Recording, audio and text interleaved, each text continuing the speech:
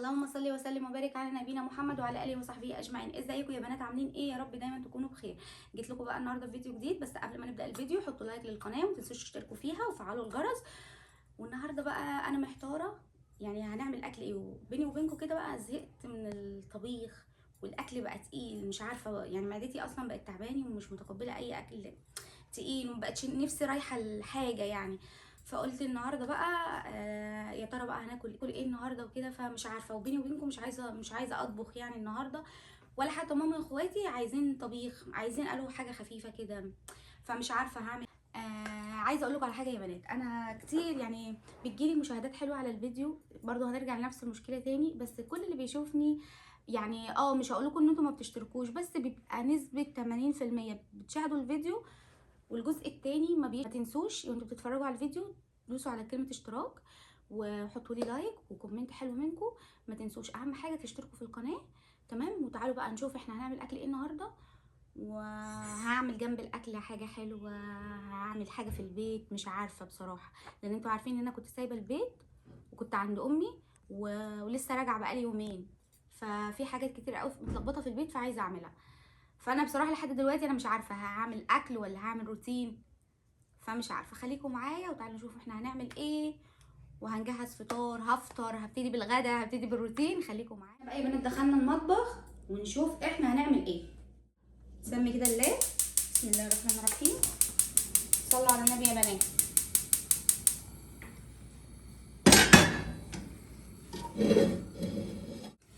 معايا يا بنات معلقه زبده اهي، طبعا انتوا عارفين دلوقتي الزبده بقت بكام. ماما جايبه رطل الزبده من ده يا بنات ب75 وب80، تبقى اطعم من الزبده الصفراء. احنا ساعات بنستخدمها على فكره الزبده الصفراء، احنا بنجيبها نوع حلو اللي هي دلوقتي كمان بقت عامله 250 جنيه، ربنا يسترها علينا يا بنات، والله الاسعار بقت نار نار.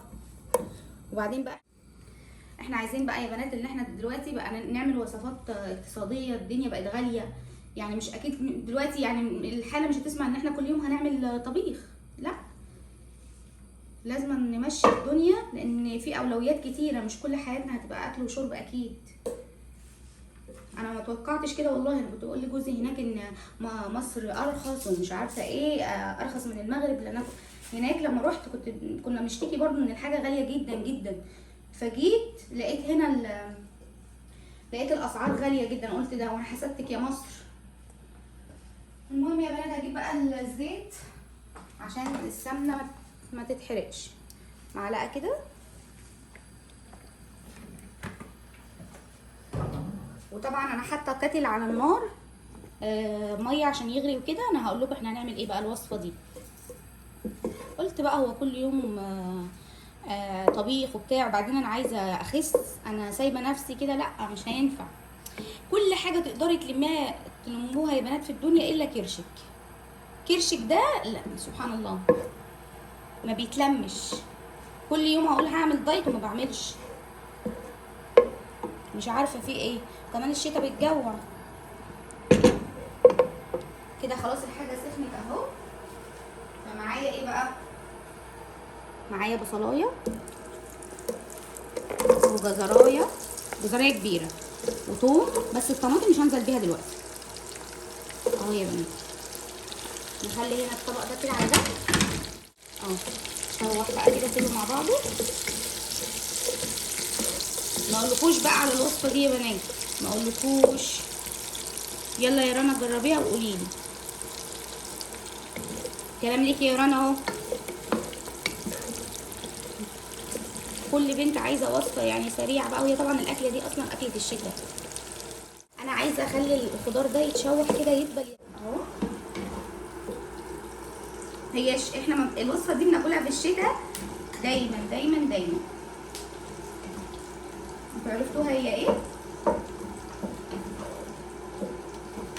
المحشي اللي انا كنت عاملاه طبعا، كلنا اللي كلناه بالهنا والشفا، اتفضل اكل وكده، بس انا ما اكلتش منه بصراحه تاني عشان قلت مش هاكل بقى يومين ورا بعض رز وكده، زعلانه يعني عايزه اخس وكده. قلت يلا بقى هعمل وصفات اقتصاديه وفي نفس الوقت مش حاجات يعني حاجات تتخن. تمام، وعايزه امنع العيش خالص، ما اكلش حاجه بعيش. هشوف ربنا بس يستر. مش انا بقول لكم كرشي مش راضي يتلم. تقدري والله تتحكمي في مصروف البيت، يعني الظروف تبقى مثلا الحمد لله تقدري مثلا تمسكي المصروف، تعدلي نفسك في حاجات كتير، بس تيجي عند موضوع الاكل والدايت والرجيم وكرشك ستوب، ما بيقدرش عليه حد.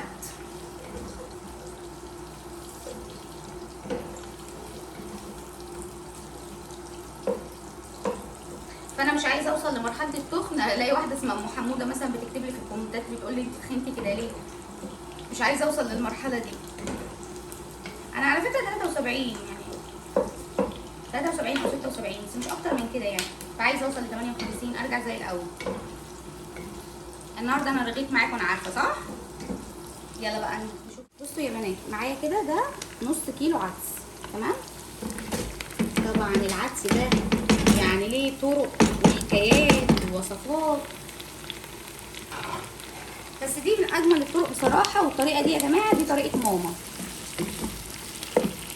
هي قاعده ان شاء الله ان شاء الله ان شاء الله احاول اطلعها معايا في الفيديوهات بعد كده. زي ما انا قلت لكم انا حاجات كتير تقولوا لها اطلعي، والله عايزه تطلع معايا.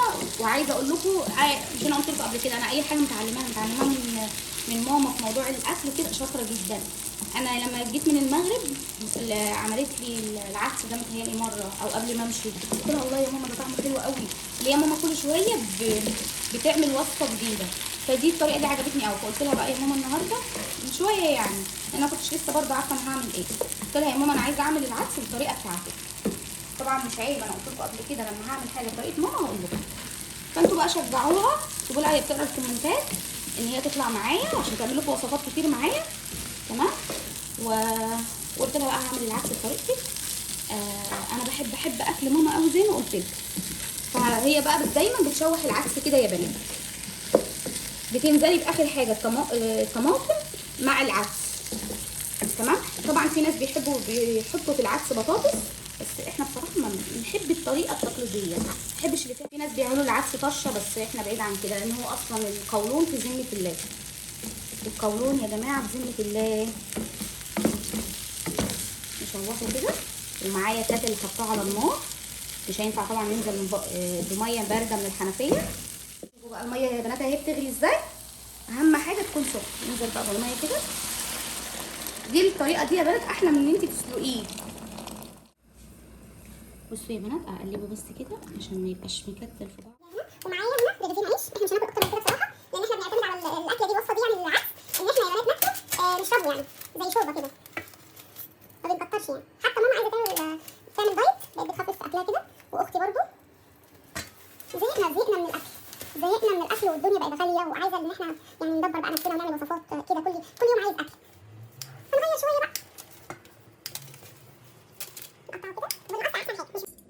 بصوا يا بنات اهو انا كده بقى قطعت العيش زي ما قلت لكم بالمقص. شوفوا هنعمل ايه بقى. رشه كزبره،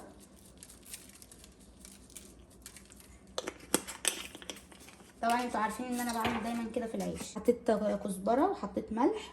بسم الله الرحمن الرحيم. يلا نحط كمان فلفل وكمون. يبقى حطينا ايه، كمون وكزبره وملح وفلفل اسود تمام. وهنحط ايه على العيش بقى، حاجه بسيطه كده، معلقه زبده. طبعا هي هتسيح على العيش تمام. عايزه ادخله بقى التوستر، تعالوا معايا. بسم الله الرحمن الرحيم كده. الشوايه بتاعته. البنوته اللي كانت بتسالني على الريفيو بتاع التوستر، على فكره انا عملتهولك، عشان ما شفتهاش بعتت لي تاني. احنا قلنا طبعا انا قلت لكم قبل كده ان فوق كده انت عايزاه بتحددي هنا انت عايزاه كام دقيقه تخليه في الفرن. فانا ممكن بصوا مش هحطه بقى النهارده وضع اليد ما كانش، لا خليه وضع اليد. طبعا انا هخليه مثلا نقوله ايه 80 يبقى النار يعني مش عاليه قوي عشان عقبال ما العدس يستوي يبقى يفضل سخن، وهو شغال عليه الفرن من تحت. بصي يا بنات قبل ما هعمل اي حاجه بقى اغسل الطبقين دول، في المطبخ على طول وانا بشتغل عشان ما يبقاش عندي كركبه كده احس ان الدنيا مكركبه. اغسل بقى الميه اهي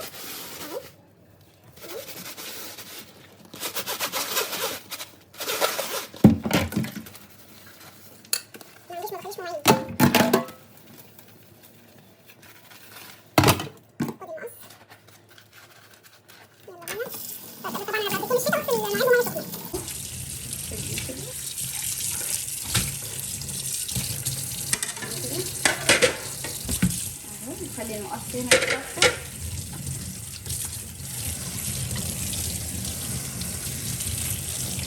بصوا يا بنات، انا الجرجير ده يعني ماما جابت ربطتين، قعدت كده نقيته بالواحده، لان بيبقى ساعات فيه ورق اصفر مش عارف في حاجه مثلا جبلانه، تمام، فبنقيه بالواحده.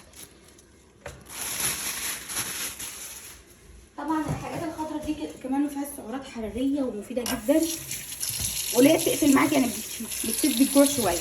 بس انا عايزه اقول لك على حاجه بقى، انا الجوع عندي بيبتدي من بعد 12، افضل ماسكه نفسي طول النهار، ماسكه نفسي لا وعندي اراده وانا مش هاكل وهخلي بالي من نفسي وازاي واجب نفسي فيه طول النهار اكل طول الليل. فمش عارفه يا جماعه اعمل ايه بقى.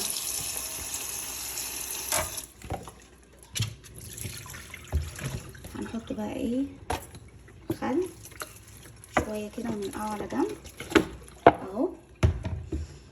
ونجيب بقى توأم الجرجير مع الاكله دي.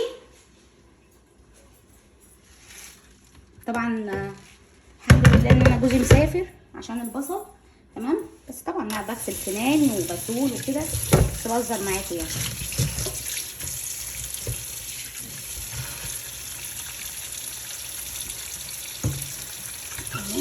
مش مشكله بقى لو الكم اتبل ولا حاجه، بس عشان ايه، لا العبايه كمها بس عشان دراعي ما يبانش، ومش مشكله تتبل عادي. بص اهو هعمل ايه بقى، برضو عايزه انقعه كده اي خضره. انا بقى ما بفضلش المخلل مع العدس اللي هو الجرجير، طبعا لو في خس بس للاسف ما جبتش اهو. شويه خل نركنهم على جنب هنا، تمام كده. نجيب بقى الرخامه، طبعا انا منضفاها اهو.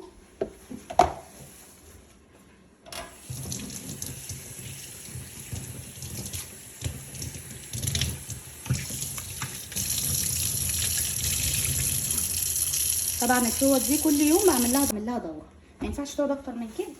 تعالوا بقى نرجع كمان دي الحاجات دي مكانها كده اهو. نشيل ورق الزبده كمان نلمع الحته دي. عرفتوا بقى ان كان واحده بتسالني الرخامه شفتوا دي انا ملمعاها من شويه، يعني الرخامه انا ملمعاها من شويه، كل شويه عايزه كده تتمسح كانها بهتانه، فاهمين يا بنات؟ فانا ان شاء الله لما اجي اعمل الشقه اللي فوق، لما ربنا يسهل يعني ويبني الشقه اللي فوق عندي الدور التاني، عايزه اعمل رخامه بيضه، مش هعمل رخامه سمرا دي نهائي نهائي نهائي. يلا بقى تعالوا نشوف العدس وصل لحد فين. شوفوا يا بنات العدس اهو بدا ينفش اهو، بس انا عايزه اوطي عليه النار خالص. شفتوا الزبده يا بنات؟ شفتوا انا بتكلم في ايه لما بيتشوح؟ خلاص بعد كده العدس ده ما يتسلقش تاني. طبعا زي ما قلت لكم دي طريقه ماما. يستوي هرجع معاكم تاني واقول. جبت يا بنات العدس اهو، هنضربه بقى. انا قفلت عليه من شويه. طبعا الهاند بلندر بينجز معايا الوقت عن الخلاط، ما بستخدمش بقى في الحاجات زي كده الهاند بلندر. كويس.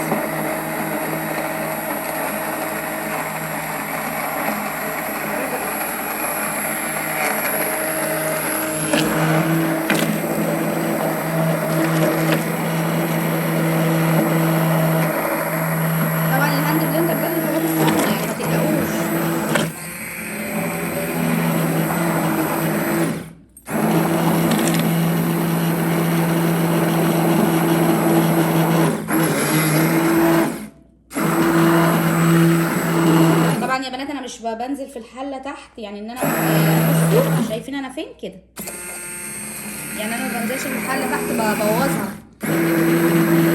الطقم ده غالي اصلا، سافلون نوع التيفال اللي هو السافلون ده غالي قوي، انا بخلي بالي اكيد.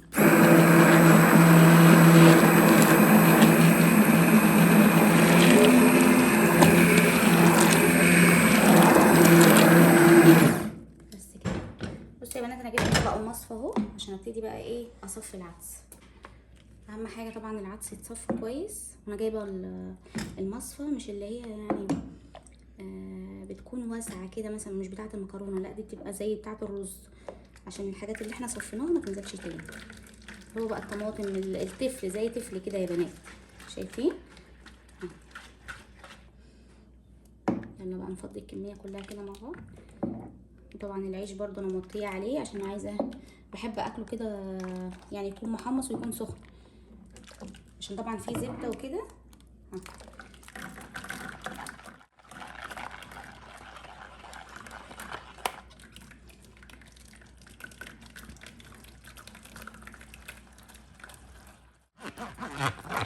شايفين يا بنات؟ شايفين؟ فانتي لازم بقى هي كده انك تصفيه كويس عشان الحاجات دي يعني ما يكونش حد بيشرب الشوربه وتطلع دي طبعا بقه كده قشر الجزر او طماطم البصل.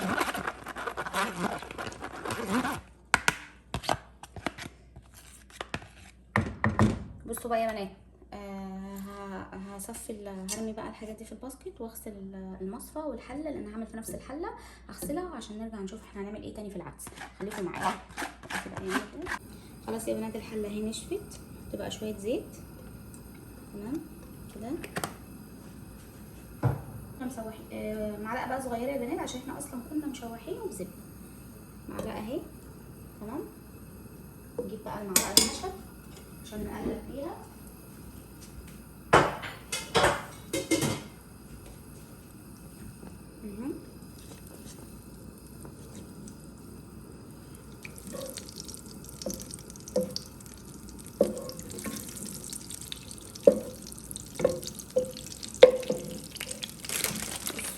معايا بقى شعريه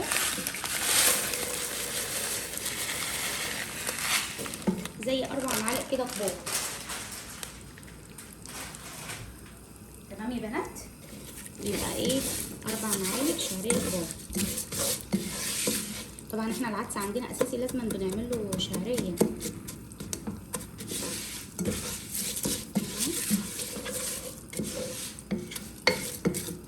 طبعا بدقيق بقى كلها كده عشان تكون لون واحد.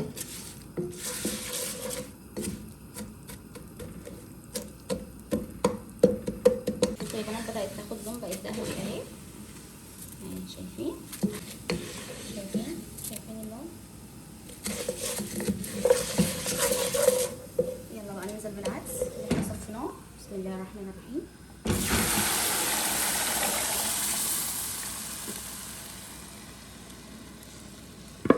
بسم الله الرحمن الرحيم.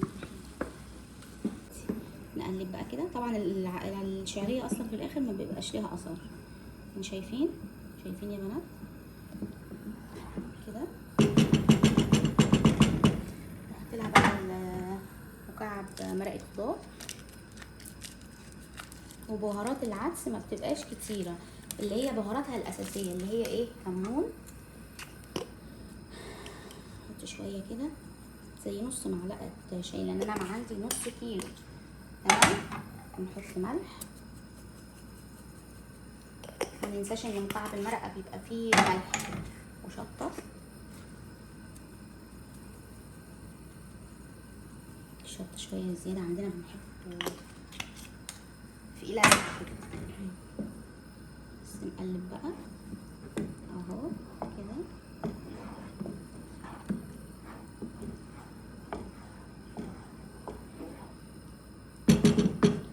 بس نسيبه بقى نغطي عليه عشان الشعريه تستوي يا بنات.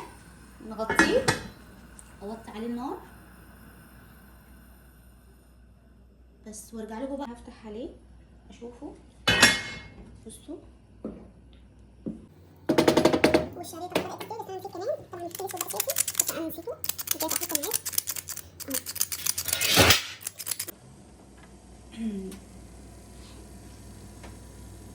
لا هو خلاص كده.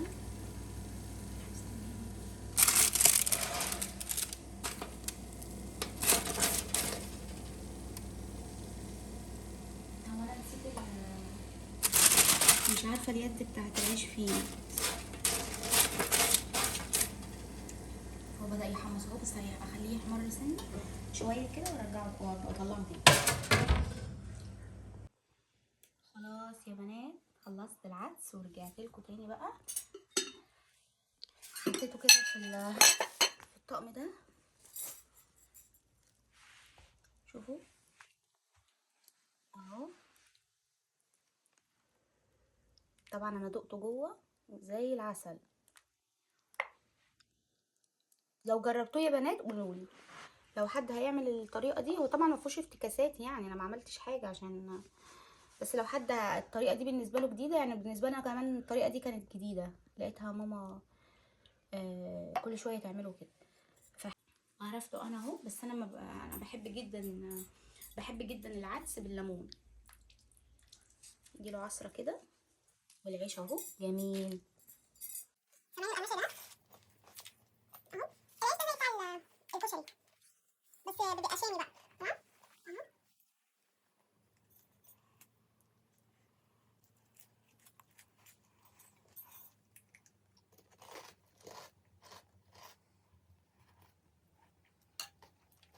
طيب يا بنات بقى عشان ما تضربش، عشان انا مذنباهم جنبي عشان نقعد كلنا نتغدى مع بعض،